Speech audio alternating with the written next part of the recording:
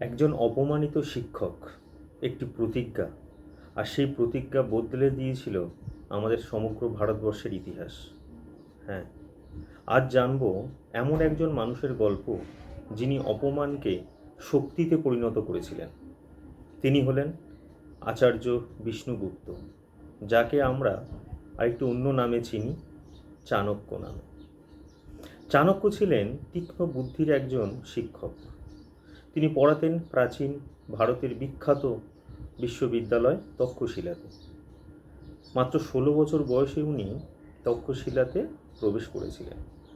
তিনি ছিলেন সৎ, নির্ভীক, কিন্তু স্পষ্টভাষী, এবং এই স্পষ্টভাষী স্বভাবই তাকে একদিন তার জীবনে বড় ঝড় নিয়ে এসেছিল। কী ঝড়? না, চাণক্য একদিন সেই সময় মগধে বসেছিলেন নন্দবংশ। রাজা ধননন্দের রাজসভায় উনি গেছেন। রাজা, কথিত আছে, চাণক্যের চেহারা, তার দরিদ্রতা নিয়ে উপহাস করে। সেই মুহূর্তে চাণক্য চুল খুলে প্রতিজ্ঞা করেছিলেন যে আমি এই রাজবংশ ধ্বংস না করা পর্যন্ত চুল বাঁধব না। তখন থেকেই শুরু তার সংগ্রাম। এরপর তো চন্দ্রগুপ্তকে খুঁজে পাওয়ার সে এক গল্প আছে। কীরকম? না, রাজার কাছ থেকে অপমানিত হওয়ার পর চাণক্য ভাগ্যের শহর নামে পরিচিত পাটলিপুত্রতে ছুটে চলেছে। তাড়াহুড়ো করে হাঁটতে গিয়ে তিনি একটি ছোট গাছের গুঁড়িতে ধাক্কা খেয়ে পড়ে যাওয়ার উপক্রম মাত্র। এমন সময় তিনি উঠে দাঁড়ালেন। প্রচণ্ড রেগে রয়েছেন, কিন্তু তিনি কখনোই তার রাগকে নিয়ন্ত্রণের বাইরে নিয়ে যেতে দেননি। তিনি রাগকে সঠিক দিকে পরিচালিত করেছিলেন। প্রখর রোদে শান্তভাবে বসে গাছটিকে শিকড় থেকে উপড়ে ফেলে দিয়েছিলেন। চাণক্যের এই কাজ ঠিক সেই সময় খুব কাছ থেকে লক্ষ্য করেছিল এক বালক। এই বালকই ছিলেন চন্দ্রগুপ্ত মৌর্য। পরবর্তীকালে চাণক্য প্রশিক্ষণ দেন চন্দ্রগুপ্তকে, রাজনীতি, কৌশল, যুদ্ধবিদ্যা। তিনি শিখিয়েছিলেন ধৈর্য প্লাস বুদ্ধি প্লাস পরিকল্পনা ইজ ইকুয়াল টু শক্তি। অবশেষে নন্দবংশের পতন হয়, প্রতিষ্ঠিত হয় মৌরিয়ান এম্পায়ার।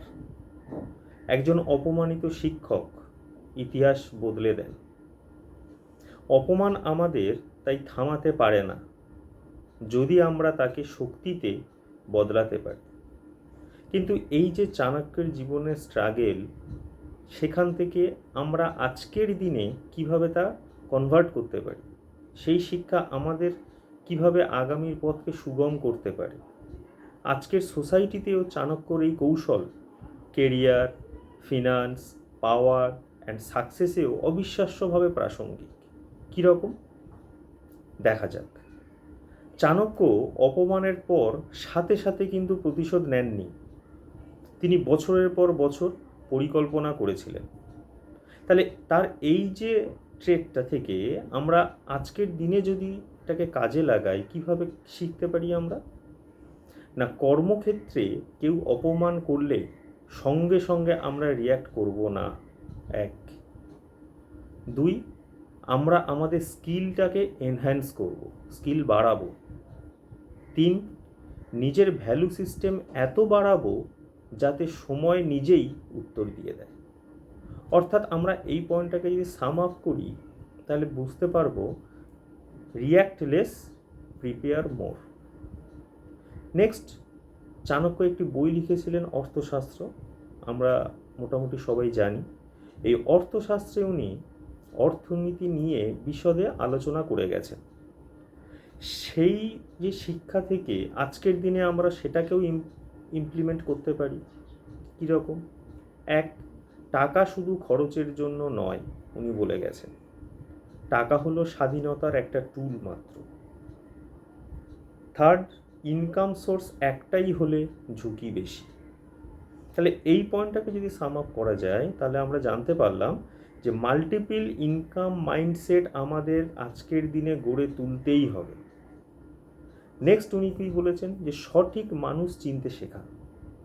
তিনি চিনেছিলেন এক সাধারণ ছেলেকে, চন্দ্রগুপ্ত মৌর্য, এবং তাকে গড়ে তুলেছিলেন সম্রাট হিসেবে। অর্থাৎ মানুষ চিনতে শিখিয়েছিলেন তিনি।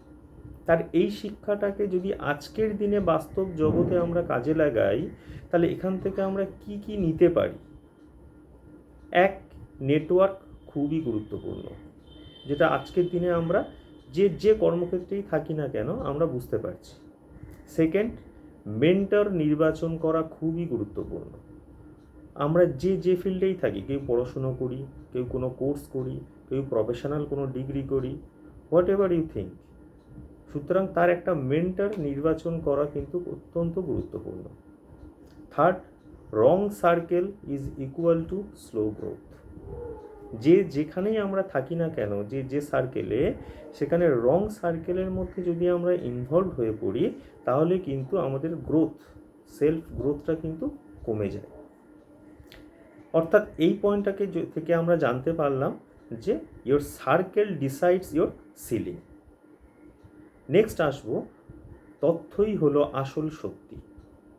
চাণক্য শক্তিশালী গুপ্তচর নেটওয়ার্ক তৈরি করেছিলেন। আজকের দিনেও বিভিন্ন ব্যবসা ক্ষেত্রে বলি বা অফিস আদালতে বা বিভিন্ন জায়গায় আমরা দেখেছি যে তথ্যের উপর ডিপেন্ড করেই কিন্তু আমরা কোনো সিদ্ধান্ত নিই। সিদ্ধান্ত নেওয়ার ক্ষেত্রে যদি বলা হয় প্রধান ক্রাইটেরিয়া কী, সেটা হচ্ছে ডেটা, তথ্য থাকতে হবে, তবেই সিদ্ধান্ত নেওয়া যাবে। কীরকম? এক, সিদ্ধান্ত নেওয়ার আগে তথ্য সংগ্রহ করতে হবে আমাদের। দুই, বিজনেস বা কেরিয়ারে ব্লাইন্ড ডিসিশন নেওয়া কখনোই যাবে না। থ্রি, রিসার্চ ছাড়া ইনভেস্টমেন্ট করা যাবে না। এখানে রিসার্চ ছাড়া ইনভেস্টমেন্ট মানে কি? শুধু ফিনান্সিয়াল পার্সপেক্টিভে কিন্তু ইনভেস্টমেন্ট নয়, obviously that is also an investment. কোথাও একটা ল্যান্ড কিনলাম বা ফ্ল্যাট কিনলাম বা গাড়ি কিনলাম বা স্টক মার্কেটে ইনভেস্ট করলাম, ইনভেস্টমেন্ট অবভিয়াসলি। কিন্তু আমি একটা উদাহরণ দিই, ইনভেস্টমেন্টের চরিত্রটা অন্যভাবেও আমরা দেখতে পারি। কীরকম? উদাহরণস্বরূপ একটা এজ গ্রুপকে নিই, যে কোনো একটা এজ গ্রুপ 20 থেকে 30 বছরের মধ্যে রয়েছে। তাহলে এই যে 10টা বছর তার জীবনের খুব গুরুত্বপূর্ণ একটা সময়। এই যৌবনকালটির প্রত্যেকটা লেবার, এফোর্ট, টাইম, এই যে ইনভেস্ট করবে, সে কিসের উপর ইনভেস্ট করবে? সে কোনো স্টার্ট আপ করবে, কোনো এন্টারপ্রেনিয়রশিপ করবে, কোনো চাকরির পরীক্ষার জন্য প্রিপারেশান নেবে, কোনো কোর্স করবে, কি করতে চায়? তাহলে সে যাই করুক না কেন, তাকে প্রপার রিসার্চ করতে হবে, জানতে হবে।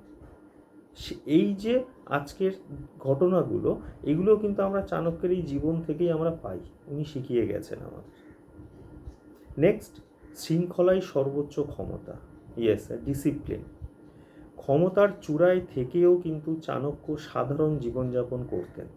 অর্থাৎ আমরা এর থেকে নিতে পারি, সে লাইফস্টাইল আপগ্রেড নয়, মাইন্ডসেট আপগ্রেড করাটা অত্যন্ত জরুরি। কনসিস্টেন্সি ইজ দ্য কি, যেটা মোটিভেশনের থেকেও বেশি জরুরি। তাই চাণক্য আমাদের শিখিয়েছেন, ক্ষমতা আসে না চিৎকার থেকে, ক্ষমতা আসে নীরব প্রস্তুতি থেকে।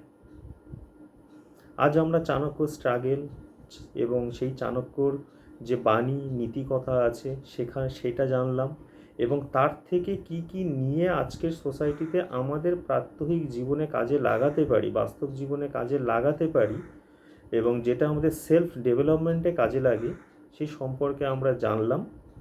এবং আরও আমরা সবাই মিলে বিষয়টা নিয়ে আলাপ আলোচনা করে আগামীর দিকে এগোবো। তার জন্য আমার কমেন্ট বক্স খোলা থাকলো। Thank you.